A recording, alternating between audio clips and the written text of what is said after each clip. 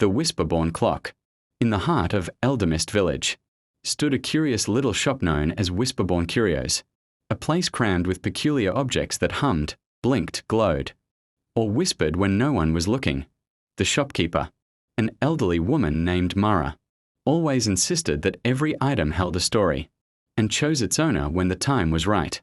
One fog-laced evening, a boy named Taran wandered inside while, escaping a sudden downpour, he wiped rain from his brow and glanced around the dim shop, which smelled faintly of dust, pine, and something almost electrical.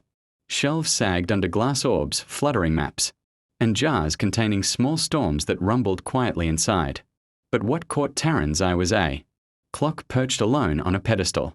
In the center of the room, it was small, made of silver wood with faint blue veins running through it like frozen lightning.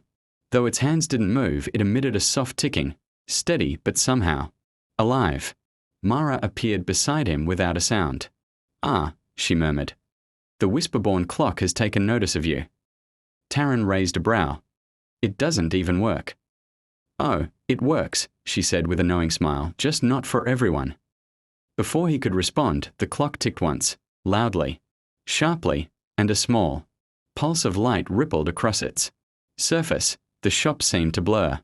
Suddenly, Taran was surrounded by swirling mist, and the walls melted away like smoke.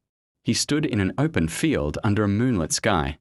Grass shivered around him, glowing faintly. In the distance, dark shapes shifted, like shadows that had grown legs and minds of their own. A whisper curled around his ear, "Follow the ticking." He clutched the clock, which now glowed brighter, each tick echoing through the field. As he walked, the shadows slinked closer. Drawn to the faint glow in his hand, Point One lunged, stretching like ink across water, but the clock flashed, and the shadow dissolved into sparkling dust. Taran kept moving, guided only by the rhythm. He soon reached a stone archway.